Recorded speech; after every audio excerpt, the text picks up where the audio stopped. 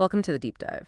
Today, we're looking at something pretty fundamental in AI development. How do we actually know if large language models, LLMs, truly understand complex topics, especially something like physics? It's a huge question because they're getting so good, right? On paper, their performance on existing tests is, well, sometimes amazing, even close to human experts. But does that mean they get it, or are they just really, really good mimics? It feels like maybe our measuring sticks are a bit outdated. That's exactly the problem these researchers are tackling. The old ways aren't really pushing these advanced models hard enough, especially when it comes to, genuine physical reasoning. Which brings us to this new thing, PHYBench. Sounds like physics benchmark. Spot on. PHYBench. It's a benchmark designed specifically to test how well LLMs can reason about physics, but crucially, in realistic situations. Okay, tell me more. What's inside this PHYBench? It's built around 500 physics problems, and these aren't just random questions. They've been very carefully put together, curated, you could say. 500, that's quite the exam. What kind of physics are we talking?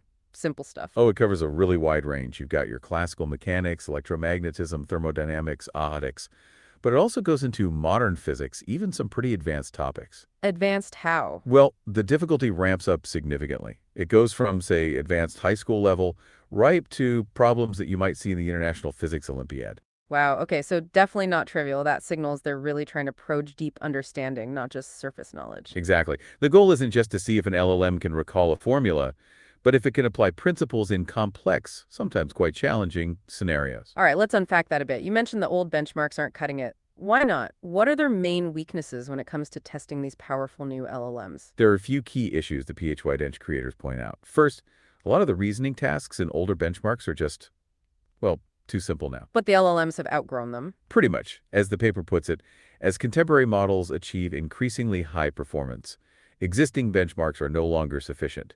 They don't really differentiate between models that have memorized patterns and those that might have a deeper grasp.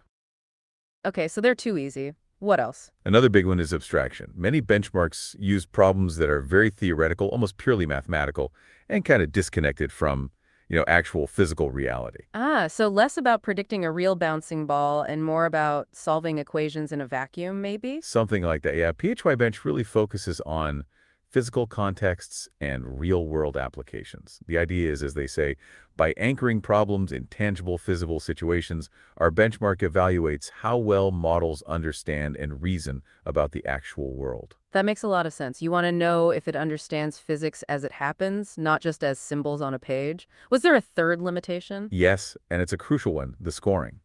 Traditionally, evaluation is often binary, correct or incorrect, 0 or 1.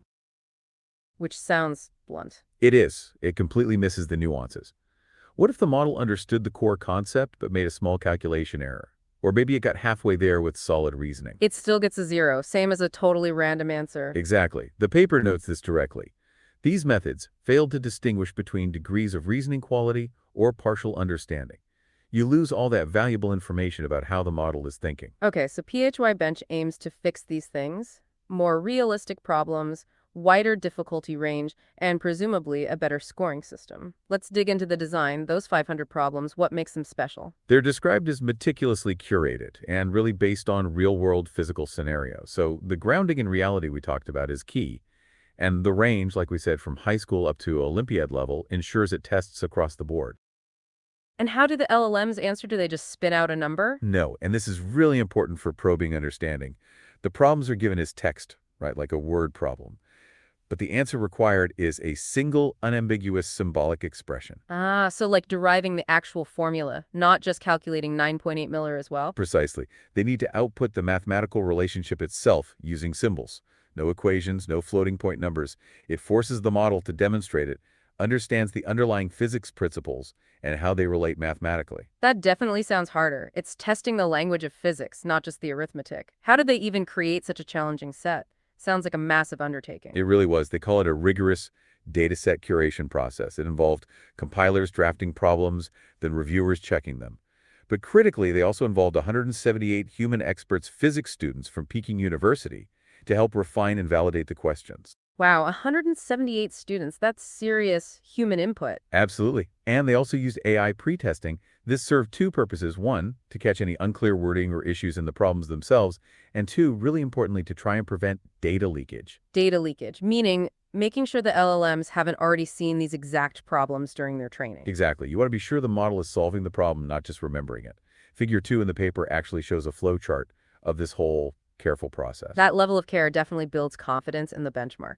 Okay, let's talk about the scoring. You said the binary approach was flawed. What's PHYBench's solution? This ED score. Yes, the expression edit distance, or ED score. This is presented as a really novel part of their work. It's an automated evaluation metric designed to assess the semantic similarity of general mathematical expressions. Semantic similarity based on structure. Exactly. It goes beyond just checking if the final string of symbols matches. It looks at the mathematical structure of the answer the LLM gives compared to the correct answer. It does this by thinking of the expressions as trees. Expression trees, like breaking down the formula into its parts. Kind of, yeah. Think of A plus BC. The tree would show the addition of A and D feeding into a multiplication by C.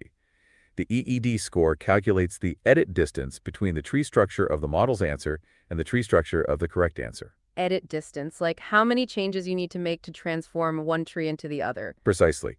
It allows for partial credit in a very structured way.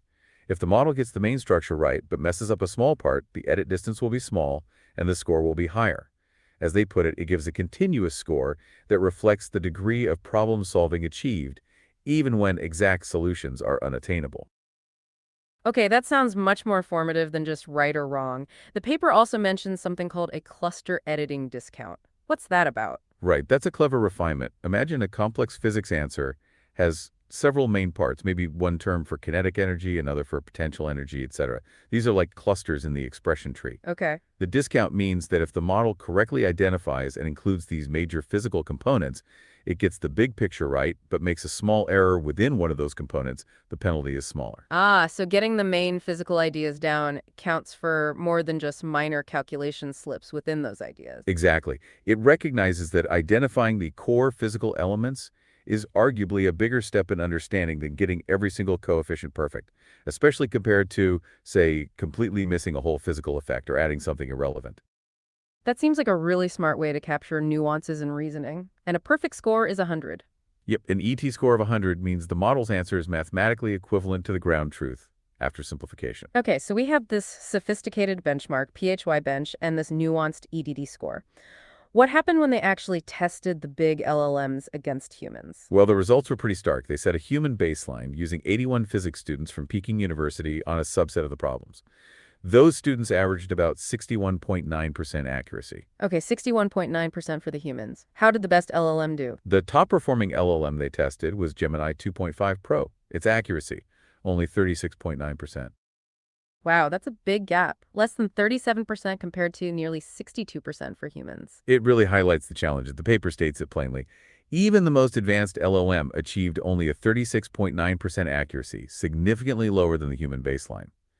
The ED scores showed a similar gap, 70.4 for humans versus 49.5 for Gemini 2.5 Pro. So even our best AI is still quite far behind skilled humans on these kinds of reasoning tasks. You also mentioned the ED score had better discriminatory power and sample efficiency. What does that mean in practical terms for researchers? Good question. So discriminatory power means the ED score was better at telling the difference between models, even if their simple accuracy scores were close.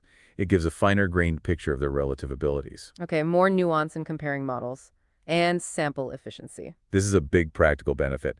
They found the ED score was much more efficient, needing fewer test problems to get a reliable measure of a model's ability compared to just using binary accuracy.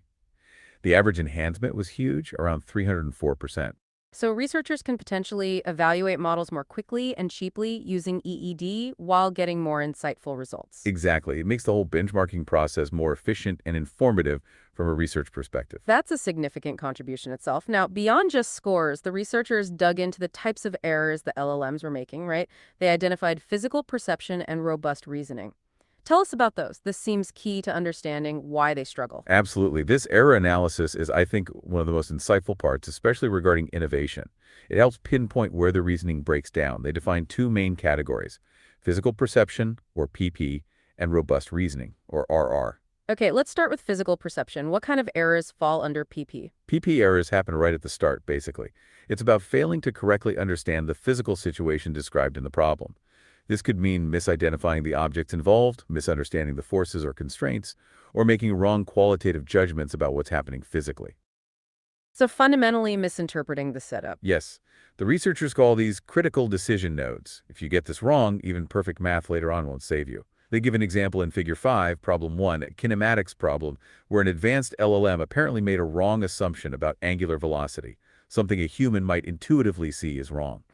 That's interesting. It suggests a lack of basic physical intuition, maybe? It could point to that, yes, a struggle with that initial grounding in the physical reality of the setup. Okay, so PP is about understanding the scenario. What about robust reasoning, RR? RR errors happen after the initial perception stage. Assuming the model sort of understood the setup, RR errors are mistakes made during the mathematical steps, the symbolic derivation, solving equations, applying laws consistently. These are the connecting chains between perception nodes. So algebraic slip-ups, calculus errors, things like that. Exactly. Or just losing track during a long, complex derivation. The other example in Figure 5, Problem 2, involves a relativistic mechanics problem. Here, the model seemed to grasp the physics concept, but then made a mistake during the equation solving. It highlights that maintaining accuracy over many symbolic steps is still really hard for these models. Long-range reasoning is tough. Now, how does the ED score help distinguish between these PP and RR errors? This is where the structural nature of the ED score really pays off. PP errors misinterpreting the setup often lead to answers with fundamentally wrong components. Maybe a whole term representing a force is missing, or an extra incorrect term is added.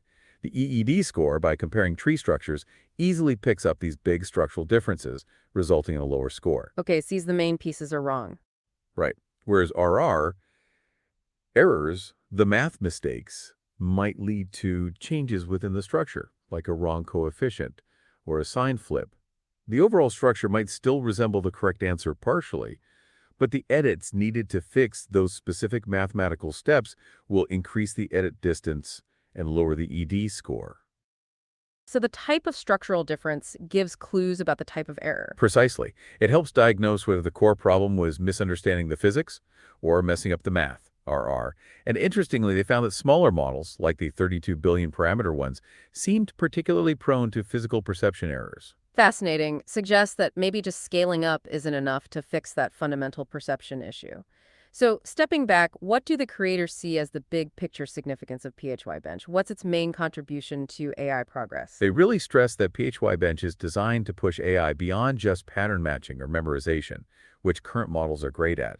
It's about fostering true physical understanding. Moving towards genuine reasoning. Yes, for AI to be truly useful in the real world, think robotics, engineering, scientific discovery, it needs to, as they say, autonomously construct internal representations and derive reliable physical relationships through a principled reasoning, not just mimic formulas it's seen before. So PHYBench acts as a better tool to measure progress towards that goal and maybe guide development. Exactly. It reveals the specific weaknesses in reasoning about physics, giving researchers clearer targets for improvement. This has been really illuminating. So to wrap up, the key innovations here are the focus on realistic, challenging physics problems. Right, covering a wide range of topics and And difficulties. this very clever expression edit distance score that gives partial credit and insight into the structure of the reasoning. Yep, moving way beyond simple right-wrong answers.